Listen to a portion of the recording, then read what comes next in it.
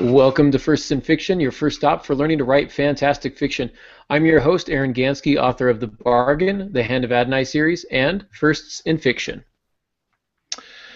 And I'm Alton Gansky, coming to you from the heart of the state, and I'm the author of numerous novels and nonfiction books. I'm Molly Jo Riley, producer of the First in Fiction podcast, writer of the Unemployment Cookbook and the upcoming location mystery novel, NOLA. And we want to welcome all of you who are listening live and participating in the chat room and sending us questions and comments and concerns.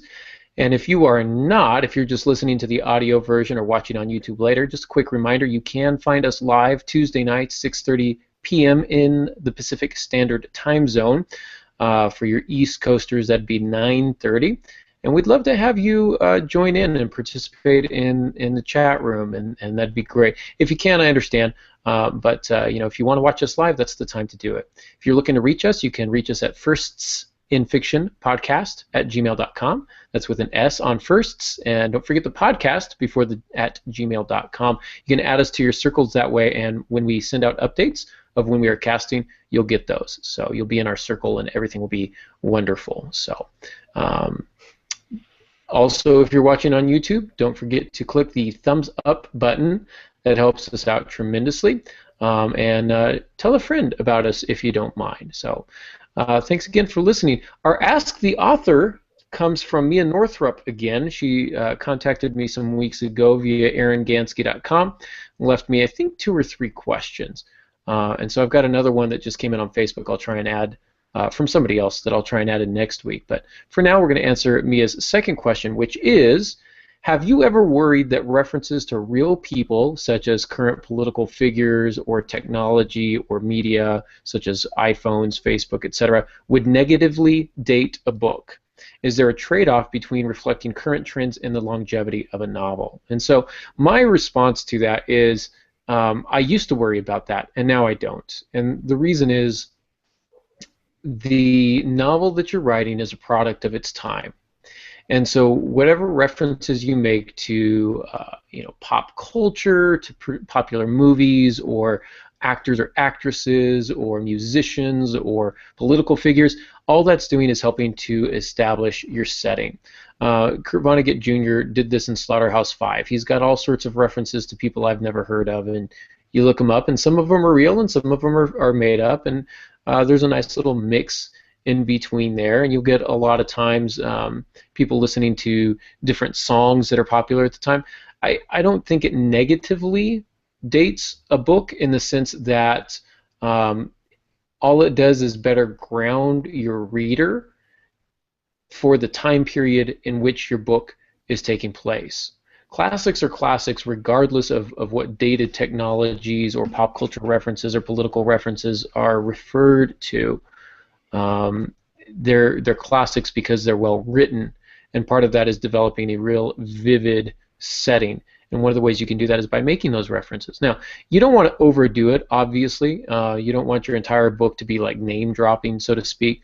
But if we have a character listening to a particular song that reminds them of high school, well, now we know the age of your character, and because we know the age of your character, we can know kind of their ideas and beliefs, the world in which they grew up, how they might react to certain world news, etc.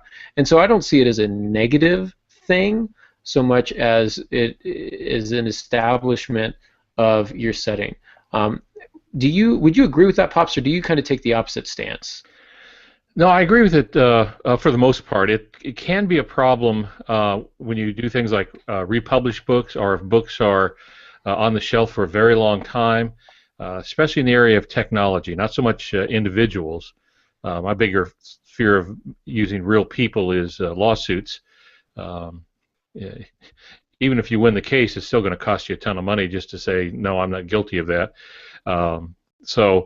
But if you're going to mention Richard Nixon, then there's going to be an era that is set just by saying that.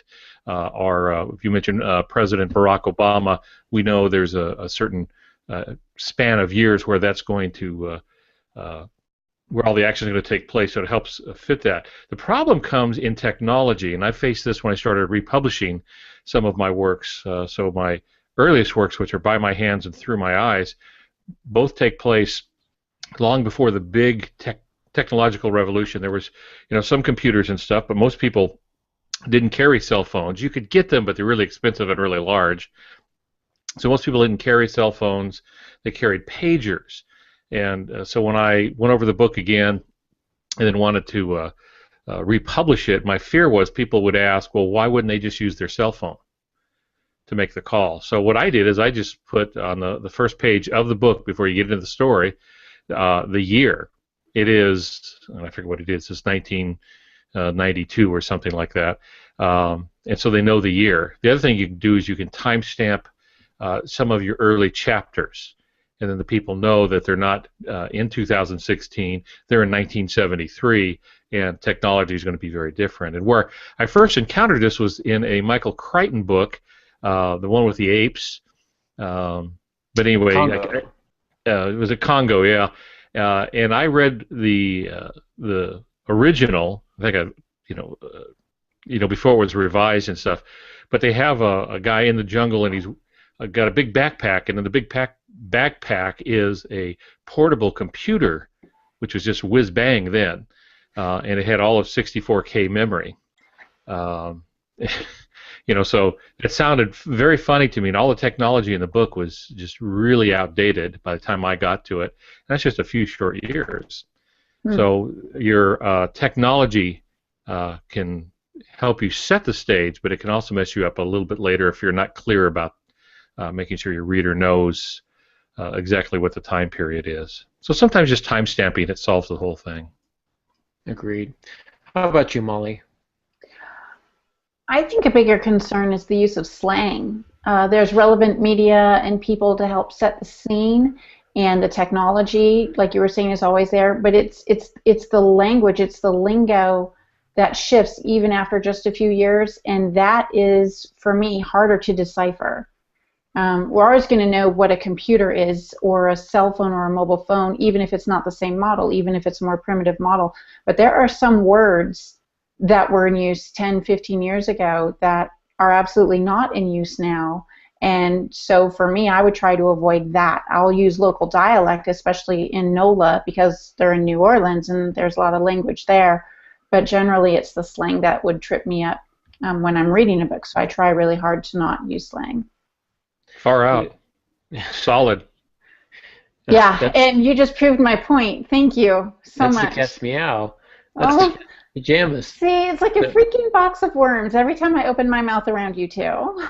I am actually going to adopt the opposite side here and play devil's advocate, because I'm thinking Lord of the Flies specifically, which has a lot of slang that these school-age kids are using, and they come from Britain. So reading it in 2016 to my high school class, what does this mean? What does that word mean?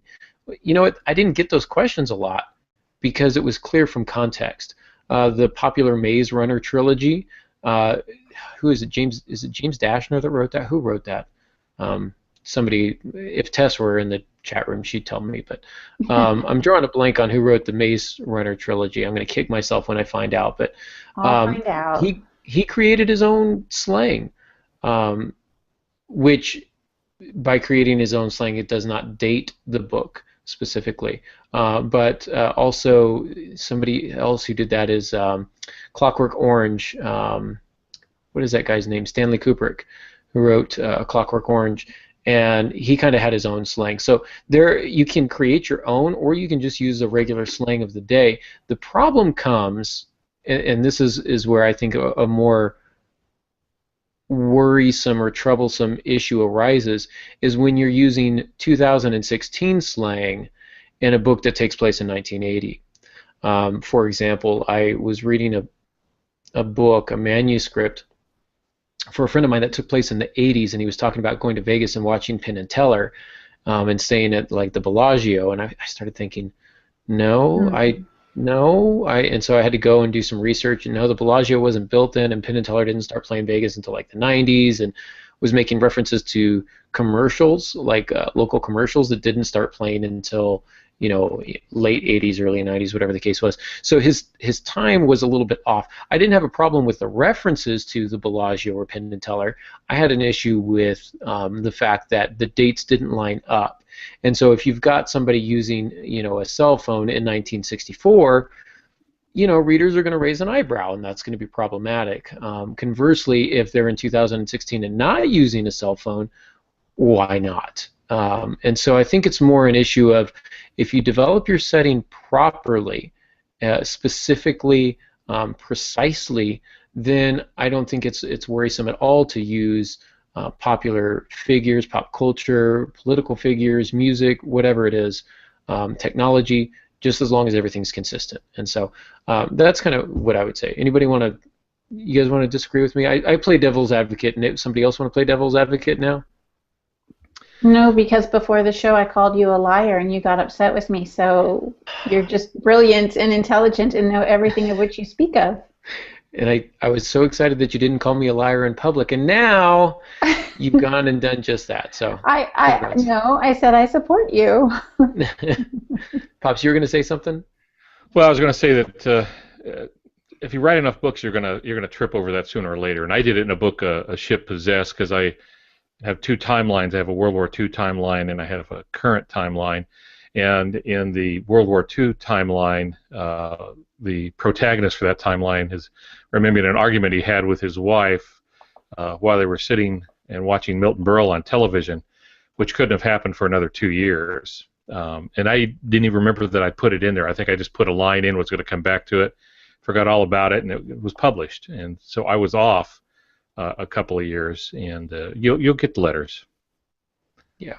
And you try not to. You try to be as accurate as possible, and it does take a lot of research at times and questioning professionals. And here's the thing, though, that you made that mistake, but then how many rounds of edits did it go through, and none of your editors caught it? Mistakes are still going to get through, and so you do want to be diligent. You want to do your due diligence, but how many letters did you get on that? I'm sure your mailbox was not flooded. One. Exactly. Well, it was one of those weasel types of things, because it wasn't a key detail. The emotion of the moment was what was carrying the story, and I completely forgot I'd even put it in there. As soon as it was brought to my attention, I realized, of course, it was a stupid thing to put in, but I was busy writing the emotional portion of it, not realizing I had made that mistake. To my knowledge, only one person noticed it, but it happens. Sooner or later you're going to get something wrong in there, and if you worry about it, it will freeze you up. Don't worry about it. Get the story down, move on, and I guarantee you can pick any writer from any period of time, and you can find mistakes in their work where they get a date wrong. But it is one reason I don't write Civil War stuff, because people who read that stuff are rabid. They know their stuff. And I helped somebody write one like that, and I said, "You sure you want to do Civil War? Because you're going to get letters." Because they're very well versed in what went on. It's very important to them. So. Well, lucky for you, your mistake did not end your career. Did it get? I don't even think it got close. So you're one letter. So, and now you won't even get a mail, an actual letter. You might get an email, but more likely you probably get something on Amazon.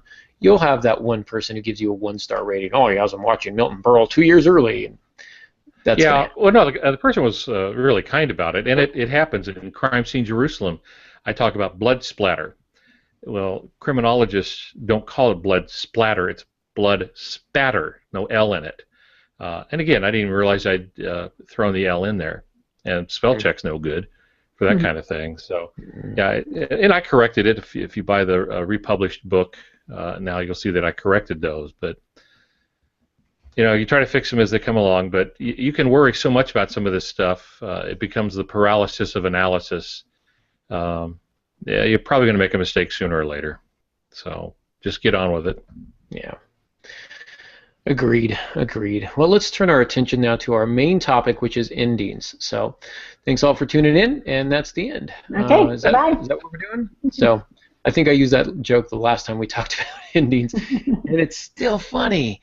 Please don't contradict me. It's funny in my mind, and that's good enough for me. So, I wanted to talk before we get too much into resolution, which is really what we're looking at today, how to write a good resolution. We need to realize that any ending that is celebrated or worth its weight, if you will, is contingent upon the work that precedes it. I often have people say, "Oh, wait till you get to the end. It gets a lot better." No, number one, I'm not waiting till the end. And number two, your ending's not going to be any good if the stuff before it isn't any good. Your ending cannot be brilliant unless what precedes it is brilliant. And so you want to make sure that the stuff that comes first is also well done and well executed. And so we really talk about three things here. We talk about conflict, crisis, the resolution. We talked a little bit about these. Pops, you gave us some definitions last week, but just again to quickly rehash, conflict is going to be the obstacle that needs to be overcome by our protagonist, okay, for them to achieve their desires, whatever that may be. Our character wants a glass of water, there's a ninja in the kitchen. That is our conflict. If there is no ninja, he turns on the water faucet and there is no water. That's the obstacle that must be overcome. Now, conflict can escalate and should escalate, especially if it starts simple, like a thirsty man. Eventually, you do want him to face down ninjas or hungry lions or whatever the case may be. You want some sort of escalation there. But you've got to have conflict. Your character has to want something that they cannot have. Now, when you develop that, and the reader begins to want the character to succeed, they want the character to achieve their goals and their desires, then they're going to keep going until they get to the crisis. And this is the culmination of events leading to the climax or the do or die moment. This immediately precedes the resolution. Jerome Stern says that a crisis can be a recognition, a decision, or a resolution. The character understands what hasn't been seen before, or realizes what must be done, or finally decides to do it. So if we think about The Crucible, if you've read that, an incredible play, by the way, by Arthur Miller, I think everybody should read it or at least see the movie. The conflict is this witchcraft, this witch hunt that's going on, and everybody's being accused and thrown in jail, and people are being hanged, and everything's getting out of hand. The only person who can solve this is John Proctor, but the way he has to fix it is by admitting that he's had an affair, an extramarital affair, which in the time of the 1600s in Salem, that's not something that you admit to easily. That's a big deal. It's going to cost him his livelihood and a lot more. And so he knows what needs to be done. He's just not willing to do it, at least not at first.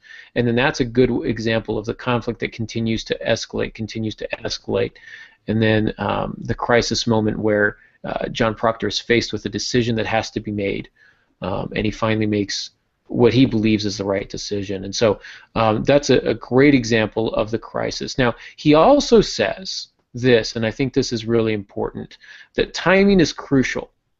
If the crisis occurs too early, readers will expect another turning point. If it occurs too late, readers will get impatient. The character will seem rather thick. And so a couple of examples that I'll give here just very quickly would be the Da Vinci Code. And Pops, I know I believe you said that you enjoyed that book. I was not as big of a fan, so I'll let you play devil's advocate and defend the book here in a bit. But there were several times where I thought that the character should have figured things out, puzzles and riddles and things of that nature that I had figured out, and the character hadn't figured it out. And I felt like Dan Brown was just kind of dragging things along and trying to, as if he didn't know where we were going or whatever the case may be. I started thinking, why don't these are supposed to be the experts in the field? Why don't they know the answer to this? If I already know it, they should know it as well. And so at that point, I thought, that's where the crisis seemed to come too late for me, because I had put several of the pieces together long before the characters did. And conversely, in the fourth book of the Aragon series, the crisis moment is about 1/3 of the way through the book. And then he's got 2/3 of the book where there's feasting and conversations and just basically the denouement, the tying up of loose ends that he didn't get to throughout the rest of the series. And and but the conflict has been resolved. There's no reason for me to keep reading, and so I was pretty unsatisfied. I kept waiting for some other dragon to come and destroy the town or whatever, but that never happened. And so those are a couple of examples here. That's the stuff that needs to precede the resolution, and the resolution, of course, is what resolves the conflict. Okay, and so we'll talk about that in just a minute. But before we do, Pops, I don't know, do you want to stick up for Dan Brown here? No, not too much. And I think you're saying I liked it more than I did. I thought it was overall well done. But he puts forth things as being factual and has a statement early on, at least in the earlier book editions of the book, that just simply aren't. And I think he was creating a fictional world by trying to do that. That's bothered me. But I thought the overall premise, even though it was full of holes historically, it was a novel. I didn't expect it to be 100% on. I thought overall he handled it fairly well with that. But that is a problem, and it is one of the most difficult things we as novelists face, and that is getting to the ending at the right time, especially when you're writing under contract. So let's say your contract calls for 85,000 words, 90,000 words, something like that. You're looking at maybe 350 pages to 400 pages, and you're getting up to that limit already, manuscript pages, I mean, and you're getting close to that limit, so you start rushing the ending. Or you realize you're running out of story, and you're not going to get to the proper page count on that, or word count, and so you begin to stretch things out, add more dialogue, add a few more scenes. And so it is at times a very difficult thing to do. It's hitting a moving target. Or maybe the archer is the one that's moving and has to hit a stationary target. I don't know, but it's hard to do. And I know in my own work, my own body of work, I've managed to do it right a couple of times. The other times I've never quite been sure that I didn't rush it at the end or I didn't stretch it out too much. But it's hard to tell. I tend to rush the endings in my first drafts. The initial draft of Hand of Adonai, when it was still one book, fell prey to that. I had some 400, 450, 500-page book, something like that, and the ending was a page and a half. It was like everything led up to, that's really unsatisfying. Readers expect more, and so I really had to work on that. And my buddy Steve McLean, who used to host this with us, you guys saw him a couple of weeks ago, really challenged me on that. And he said, the thing about your endings is you're rushing them, they're too quick, they're too easy, you got to really challenge yourself. And so because of his prodding, I had to go back and really kind of take a hard look at how to balance the timing of it, how to deliver an ending that is consistent with the work that precedes it. And that's what's going to make for a tidy resolution, a satisfying resolution, is one that brings together everything that's come before it. This, of course, the resolution is where the conflict is resolved. The character is going to win or the character is going to lose. They either achieve their desires or their desires are lost forever. Happy ending, sad ending, it depends on how you look at it and what you want. But there are a couple, what I'll term rules, finger quotes here, rules for resolutions. And the first one is that actually, I guess these all kind of go together. It has to be believable. It has to be believable. And secondly, you have to avoid Deus Ex Machina. Now, these kind of go hand in hand. Deus Ex Machina literally means, I believe it's German, correct me if I'm wrong, but I believe it's German, and it means machine of the gods, Latin, or the god in the machine. Latin, I believe it's Latin. Okay, yeah. And so the idea is your character is surrounded by the enemy, a million enemy soldiers, all with automatic weapons trained on them, and your poor character is in the middle of this circle with a rock and a loaf of bread. How are they going to get out of this? Well, easy. Aliens come down and abduct all the enemy soldiers. Wait, what? Where did aliens come from? There were no aliens in this book until right now. That's going to be Deus Ex Machina. It's the character didn't earn that ending. even you can find examples of very well-known authors who fall prey to this. I'll mention Dean Koontz's second Odd Thomas book. I thought ended with two Deus Ex Machinas, and that for me was very unsatisfying. I think of Edgar Allan Poe in The Pit and the Pendulum, and as the character is falling backward into the pit, about to die, all of a sudden somebody grabs him. Nobody was there before. Nobody knew where he was. Nobody could get in. It was highly secretive. But all of a sudden, at the moment that he's slipping backward, as the walls are literally closing in and heating up like he's in a George Foreman grill, you can use that example if you want. George Foreman grill's closing around him. He's falling into this pit, and all of a sudden the walls are retracted as somebody grabs his hand and pulls him out. How did that happen so quickly? Like, that's really bizarre. That's an example of Deus Ex Machina. Your character doesn't earn the ending as it is, and so the problem with that is it's very unsatisfying. It happens because you've written yourself into a corner and you have no idea how to get out. And so rather than going back and changing things in your manuscript to make the ending work, you just kind of wrap it up in a way that doesn't seem consistent with the rest of the work, and that's where readers are going to call foul, and they're usually very disappointed by that. Yeah, the phrase Deus Ex Machina is from the Latin, but it comes out of Greek theater. And in Greek theater, the gods always solve the problem. So they're polytheistic, so there's always one or more gods that come down. And what they would do is they would have an actor tied to a set of pulleys, and the god would literally descend down onto the stage from above by a machine, and that became known as Deus Ex Machina. So it comes out of the Greek into the Latin, but it comes out of Greek theater, and the Latin phrase is machine of the god. Now, I'm curious, did you just look that up right now, or is that just information you've been carrying around in your pretty little head this whole time? No, I did confirm that it was Latin, because now I started having second thoughts, because I knew it came out of Greek theater, and I thought, those aren't Greek endings. Anyway, so I did confirm that, but I have known that for quite a while. You know, I was there, so. He used to sit next to Aristotle. Yeah, He's not even Greek, is he? Now I'm just. He would always steal my popcorn, so it's just. Oh, good times. Yeah, he's such a kidder. So. I did that once. I finished one book precisely that way. Of course, I write for the Christian market, and in this particular kind of book, in this particular genre, it is what was. I shouldn't say it was what was expected, but it was the only thing that would fit properly. And now, out of all the books I've done, I've only done it once. And, I've got it worked, but I don't want to do it again. I don't think I can get it to work again.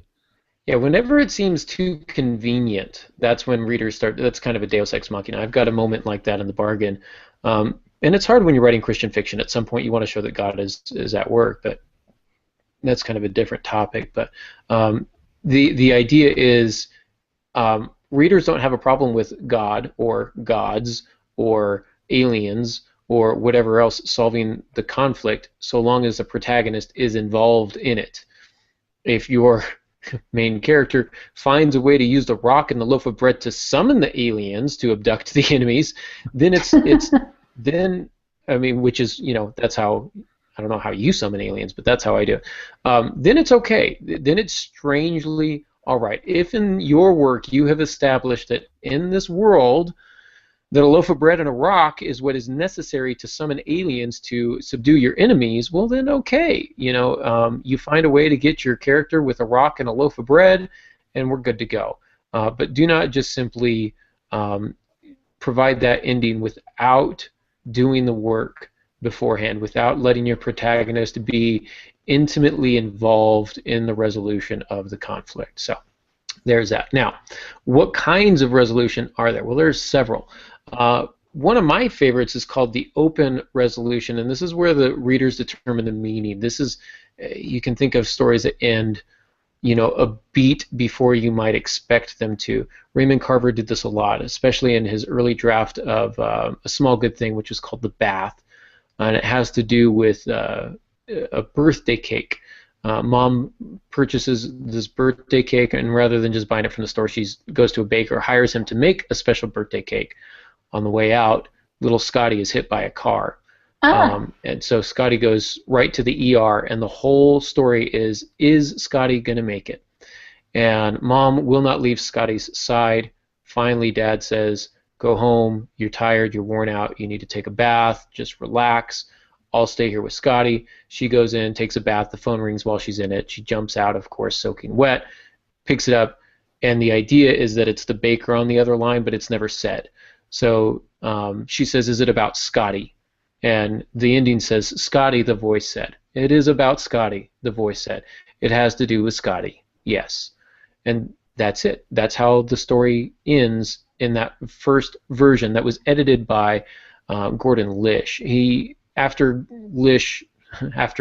Carver decided not to work with Gordon Lish anymore, he published it again as A Small Good Thing. And there we have a much more resolved ending, where we do get to see who's on the other side of the phone, and we get to see what happens after that. So a lot of people not big fans of open endings.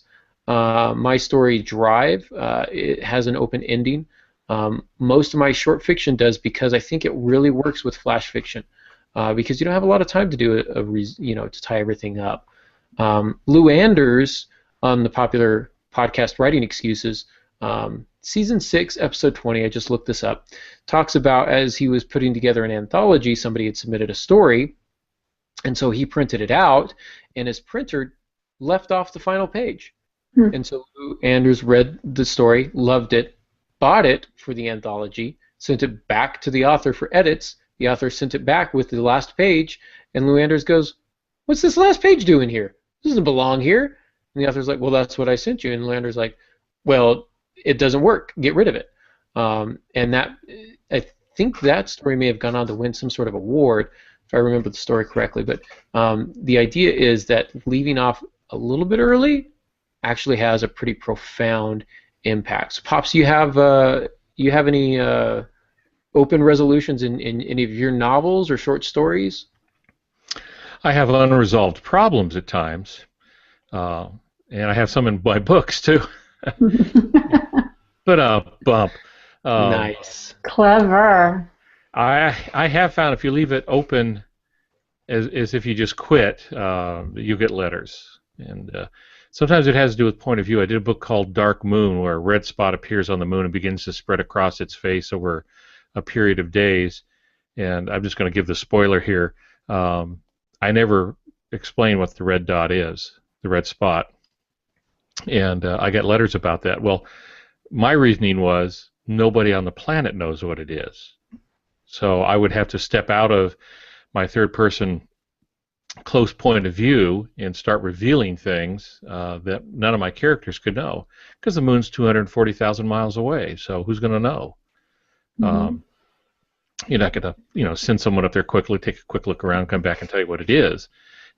It comes, it goes, and that was the end of it. And then I did get a few complaints about that.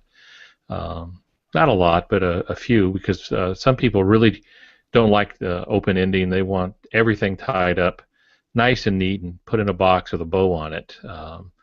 Some stories you just can't do that with. It doesn't end that way. Life doesn't end that way. Mm. Another example here of this is actually a resolved ending. So a resolved ending would be different than an open one. An open one we've just talked about. A resolved, it's a clear-cut outcome. Tale of Two Cities. It is a far, far better thing that I do than I have ever done. It is a far, far better rest I go to than I have ever known. I think of The Crucible, and the movie version of The Crucible is really interesting because it's a resolved ending. It's clear-cut, but it feels like an open ending in the sense that you have the crisis moment. Is John Proctor going to sign this confession and save his life, or is he going to go to the gallows an honest man? And he finally has his moment. He's going to go to the gallows as an honest man. They put him up on the gallows. Everyone on the gallows starts to say the Lord's Prayer, and as they're saying the Lord's Prayer, the hangmen are pushing them off and killing them. And so you get Daniel Day-Lewis, who what an incredible actor. Nobody else could do the part like him, and he deliver us from evil. For thine is the power and the glory, and how does that even forever and ever? And before he can say amen, they push him, and it's just a rope swinging. Mm. And because he doesn't get to finish the Lord's Prayer, it feels like an open resolution because you're like, oh, he was right there. But that's what they want to leave us with. They want the readers feeling uneasy at the end because it's an uneasy thing to watch and to go through. But it's not like, well, maybe he escaped. There's none of that. It's like, no, he's dead. He's real dead. And usually with open endings, Flannery O'Connor will do it too. But the conflict will be clearly resolved. But it's the state of the characters that are not resolved. Is this character going to be redeemed? Are they going to find grace? In Flannery O'Connor stories, usually we don't know. We have an idea. We're pretty clear, we're pretty sure, but it's not explicitly stated. And so that's kind of the difference between an open ending and a resolved ending. Another ending that you can try is the parallel to beginning. So this is where you have the same setup at the end as you do at the beginning. And so this is just a simple way to show that things are back to normal, that everything is gone back to the way it should be. One of the best examples of this is S.E. Hinton's The Outsiders. It starts off, as I walked out of the movie theater, I had two things on my mind, Paul Newman and a ride home. And that's the first line. And the last line is, as I walked out of the movie theater, I had two things on my mind, Paul Newman and a ride home. So the idea is after all of these things have transpired, the characters have finally come back to the beginning where things are normal. It's their normal. Everything else has been tied up. And so it can really provide a kind of a satisfying conclusion in the sense that the reader understands things are back to normal. We're back to normal now. We've survived whatever it was we needed to survive, and now we're back to normal. Another one here is the monologue. The monologue is just where you simply have somebody commenting on the events that have transpired to wrap everything up. Mark Twain's The Adventures of Huckleberry Finn. But I reckon I got a light out for the territory ahead of the rest because Aunt Sally, she's going to adopt me and civilize me, and I can't stand it. I've been there before. And so you get, right? I mean, you go, oh, okay, so he's back on the road. It's clear cut. He's talking about it. That's his monologue. Compare that with the dialogue, which is where you have multiple people conversing. What did you think of this? Well, Sally, I'll tell you. And so they kind of wrap up loose ends that way. You can end with a literal image. I know I'm going quickly, guys. Again, check out aarongansky.com for show notes. I've got this all written down for you. The literal image is a setting or an aspect of setting that resolves the plot. So imagine a desert that is thirsty for rain, that has not seen rain in years. The crops are dying out. It's the Dust Bowl all over again. Then you get your final line. There beyond the mountains above the parched dirt of a rain-starved desert, a wisp of a cloud gathered friends. Okay, so we're not saying it's raining, but we're kind of saying it might rain.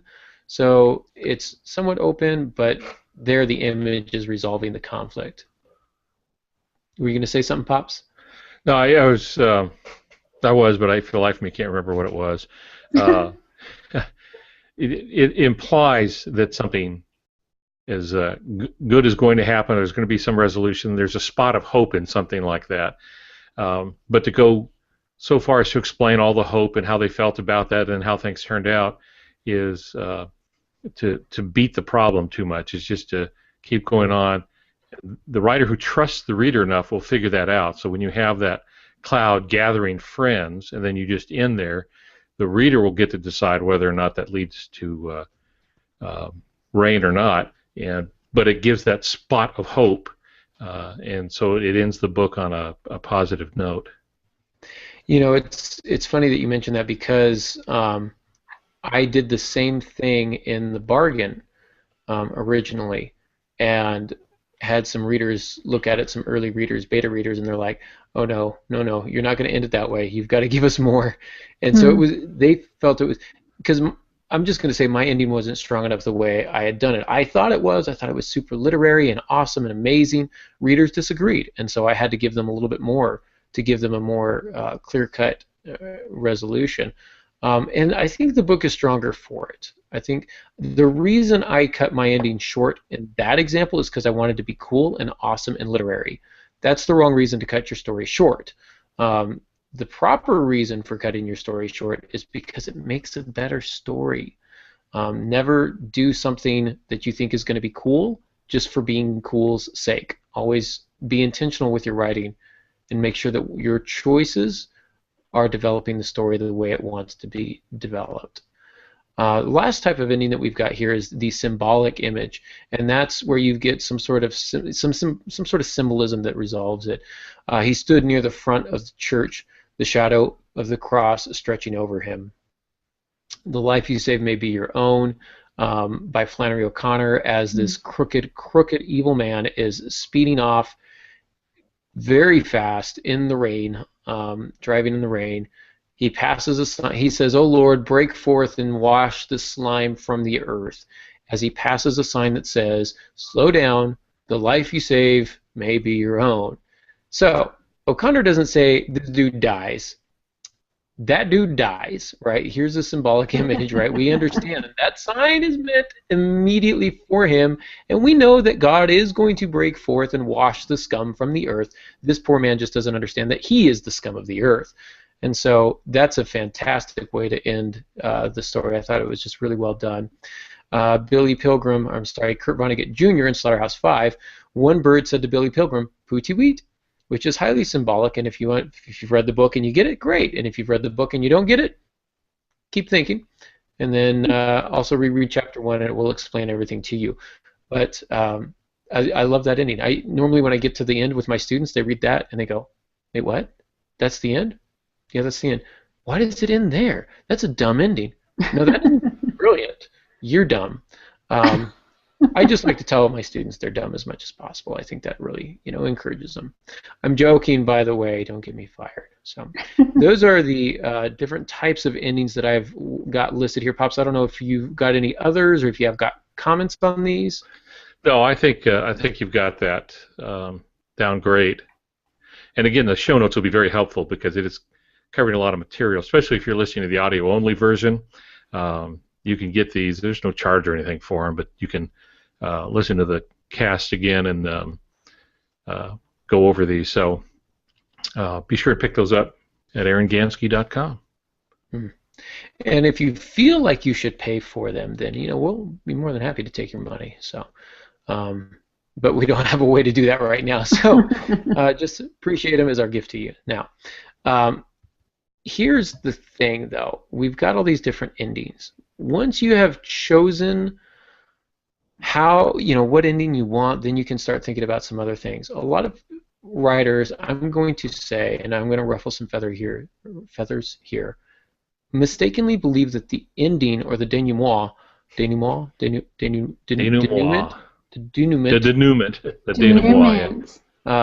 they think that's the place to wrap up loose ends. And they always say, well, here's my last 50 pages where I'm tying up loose ends. And I'm like, why are you waiting until the last 50 pages? Why are you doing that? Don't make me wait. Like, start that early. Wrap up the loose ends as you go. The closer you can wrap them up to the climax, the better off you are. But I don't think post-crisis is the place to tie up loose ends. I want you to do that closer to the crisis, to the climax moment, and to the events leading up to that. What that's going to do is it's going to help us trust you as an author, that you know where you're going. Otherwise, when you get to the end, it's like, oh yeah, I forgot to do this, so I'm just going to do it right now. Well, instead of just adding pages at the end, go back and find where you should naturally be doing that. The natural places for those ends to be tied up within the story, and start doing that. So otherwise you end up with the fourth book in the Aragon series called Inheritance, and then you've got 2/3 of your book, which is just tying up loose ends that should have been done in books 2 and 3. But regardless, we'll move on. Avoid the twist. This is another big one. So many writers think they're brilliant because they've got a twist ending. Don't write a story to have a twist ending. Write a good story. And then if that story has an unexpected ending, okay. The Sixth Sense is a fantastic story. It's amazing. The ending is not a twist ending. It's a twist ending. Nobody saw it coming. Okay. That's because we weren't paying close enough attention, A. And B, he never tricked us. Okay, a twist ending, people tend to think of it as a trick ending, where you get to the end and there's no foreseeable way to predict the outcome of that book. You change stories on us. It's almost like the Deus Ex Machina, and that feels disingenuous. Okay, I always feel this way with mysteries. I don't know, Pops, you ever watch a mystery and then it gets to the end and it's like, who is the murderer? And then you find out it's some character that's never been on screen, that was never in the book at all, ever, or even mentioned, or it was some dude that was mentioned on page 2 and never mentioned again. I I always have feel to a little leave bit now. I have to cheated like that. go do some editing, so I'll see you guys Oh, okay. later. Yeah, Pops, I don't know, do you I've done a few ever... mysteries. I've done a few mysteries, and that is always the trick: is to space out the information you give to the reader, because those who read mysteries love to solve the problem, and so you want them involved in the process, but you have to withhold some information until you get to certain points in the story. Ideally, in a mystery, when you get to the ending, the reader will have had enough information to have figured it out, but if you've done your job right, it isn't going to be obvious. And then when you tie things up towards the end, then it does become obvious, and you end up saying, as I did with The Sixth Sense, I should have seen that. Mm-hmm. I'm an expert about how these things end, and that one surprised me to no end. It just fooled me, and I was very angry, not at them, but at me, because I should have known. As soon as it happened, I thought, yep, it was all there. But just like a magician, I followed the cards instead of the other hand, and I didn't see the trick happen. That one was masterfully well played, and I would agree with you. We should have seen it coming. We didn't. I've actually, the last 4 or 5 movies that I've seen, I'm 5 minutes into it and I go, I know where this is going. I know how it ends. Yeah. I'm not a huge fan of that. I don't want you to be predictable with it, but you also have to give us enough. I'll give you an example real quick. I was watching Monk. I don't know if you've seen Monk, but it's a great show. And at one point, Monk's right arm was injured, and he's meeting somebody. And so he extends his left hand to this blind man that he's meeting for the first time. And the blind man extends his left hand and shakes. And I went, he did it. He's a murderer. He's not actually blind. Because if he's really blind, he doesn't know Monk's arm is injured. He would extend his right hand. And so like there, I was like, I got it. I put those pieces together. Yay. Pat myself on the back. I was so excited because the information's there. And so when we get to the end of the payout, it's like, yep, I saw that. I saw that coming. I'm excited. As opposed to the trick ending where we don't get that information. So don't withhold information throughout. Instead, the ending should be a culmination of all the information that you've put leading up to it. A lot of people say, what do I do? I don't know how to end my book. Well, just end it. But it's going to be bad. Yeah, it sure is. It absolutely is going to be terrible. Your ending is going to be awful. The rest of your first draft is also probably going to be awful. So, hey, fix it. And then when you go back through, then you start to put things back together, and then the ending's going to really pop for you. The only time this has not worked for me is when I did Who is Harrison Sawyer, and which will be out in October, by the way. The ending came to me well before I should have had any business writing it, and I actually wrote it when I was about halfway through the book. It's the only time I've ever done that. But it came to me. I said, I know how I'm ending this. I wrote it. I felt good about it. And by the time I got back to it, I only had to change a couple of things because I knew where I was going. But if you're just stymied and you don't know how to end it, just end it. And then that will give you a clear indication of the way the story wants to end. Even if you write it and it's bad and you go, that story doesn't want to end that way, well, you've eliminated one possibility. Now let's eliminate the others and get going. We're kind of getting pressed here for time, and so I'm going to try and go very quickly here. Late in, early out is a good adage. Typically, we tend to over-explain. I feel like we've talked about that a little bit. That's why open endings are pretty good, because we don't over-explain. And then I'm going to mention this one thing. I'm just going to go really, really fast here. Readers like the list of the following things, and so I'll give you examples of these from Star Wars. Again, it's all in the show notes, so bear with us here. But Pops, I want to give you time to talk here at the end. I want to give us time for questions and stuff like that. And this, I think, is one of the more exciting things in our show notes, and so I wanted to talk about this. Here are some things that readers like. They like when the hero emerges victoriously. Luke blows up the Death Star. They like when the hero is somehow changed. Okay, Luke refuses to fight Darth Vader. Right, he's changed. The hero comes to a new understanding of his or her situation in the world. Luke understands he must rebuild the Jedi Order. The hero reconciles with the companion character. Well, originally Han Solo was in it for himself, but in the final battle, here's Han Solo helping out. Hero achieves their ultimate goal. Luke becomes a Jedi, and he overthrows the Empire. The hero and or the villain is redeemed, and here we get a nice moment where Darth Vader saves his son's life and destroys the Emperor. So the redemption moment is great. It doesn't always have to be your hero. Sometimes it can be your villain. Sometimes it's both. And lastly, the hero's change benefits others. So obviously the galaxy is free from the tyrannical rule of a malicious dictator. And so you get the fact that this was not a selfish act, but a selfless act. And this works really well in movies. It also works really well in books. And so ask yourself how you can put these things together. The other thing is readers like these to happen close together. The closer they happen to the end, the better off you're going to be. The Avengers, I think, is really this way. I probably should have gone back through and done this with the Avengers because I think that's one of the greatest movies of the last 20 years, but that's just me. The heroes emerge victoriously. The heroes are changed, right? Because they're all arguing at first, and then they finally work together. They overcome their selfishness. They come to a new understanding of their situation in the world, or in this case, the galaxy. Hey, we're not alone in the world. There are bad aliens. The hero reconciles with a companion character, and so you've had some fighting with Iron Man and Captain America, some arguing, and now they're reconciled and they're eating shawarma at the end, right? Mm-hmm. The hero achieved their ultimate goals. They stopped the evil Loki.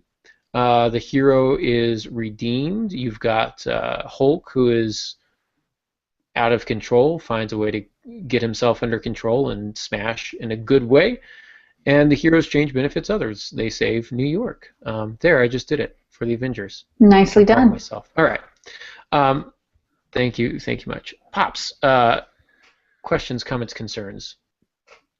Well, no, I think it's a great list. It's endings are so important, and it's where it consumes the writer.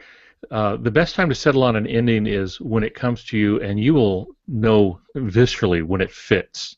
I've had many times when I just didn't know how the thing would end. I thought I did, and then I realized it's a weak ending, but you keep plugging away, keep going, and then all of a sudden it's almost like, the clouds part and sunbeams come down and stuff, and well, it's because you've been chewing on this thing for so long that the right answer comes up, and there's nothing more satisfying than that. And so that's what you aim for, to get the best ending possible, even if you may rewrite it many times to get that last page right.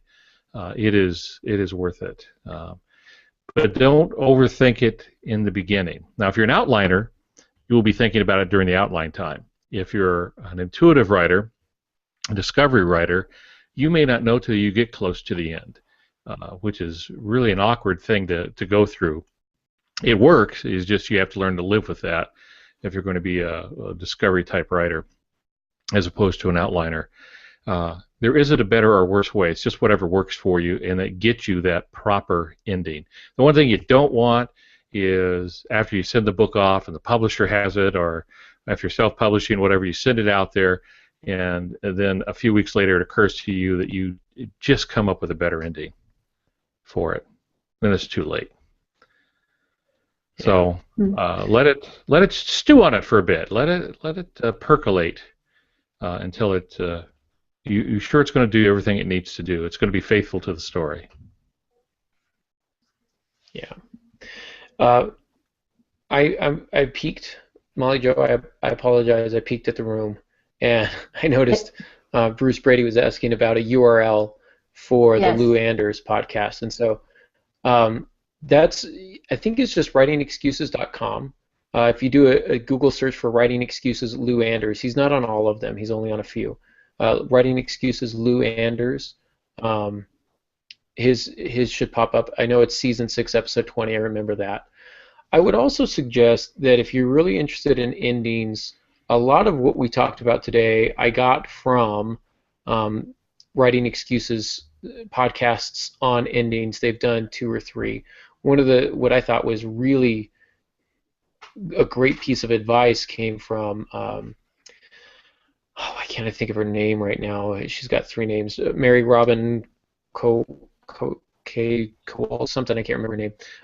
But Mary Robinette on Writing Excuses said that what she'll do is when she's stumped at an ending, she'll say, what is it that my character needs to get out of this situation? Well, she needs a hammer and nails. Okay, so she's going to give her character a hammer and nails, even though her character has no business having them, and write the ending with a hammer and nails. Then she goes back through and revises the first draft so that when she gets to the ending, her character has a hammer and nails. And so that I thought was an interesting way to do it, is write the ending the way the ending should be, and then go back and fix the work leading up to it so that it actually fits. That was another good piece of advice that they have there. So, Pops, what you were talking about was exactly the experience that I had with Who is Harrison Sawyer, where the ending came to me as a discovery writer much earlier than it had any business coming to me. And that's when I knew, okay, if it's coming to me now and the clouds are parting and the sun is shining, I've got to write it right now. And so I did. That's the exception to the rule for sure. So there's that. That's the information that we have for you. Molly Jo, did I miss any questions, comments, or concerns from the room tonight? Nope, it was general conversation. We were just keeping it going. A lot of people just checking in and saying, hey. Other than that, that was the one question was from Bruce. Excellent. It really means a lot to us to have you guys listening live and commenting and just having some friendly banter back and forth. It's really great, and I'm pleased and humbled that we can provide an opportunity for writers to get together and just kind of talk about that kind of stuff without having to wait for a writers conference. So it means a lot to us that you guys are here. We really do appreciate it, especially since most of you are here week in and week out. Your support is really valuable to us. Thank you for that. Next week, we will be talking about scenes and outlines, so that should be fun. Don't forget to ask the author, which you can do on Facebook, Twitter, or aarongansky.com, or firstsinfictionpodcast@gmail.com. And you can find us at altongansky.com, frankly, mydearmojo.com, and at aarongansky.com. Until next week, good writing.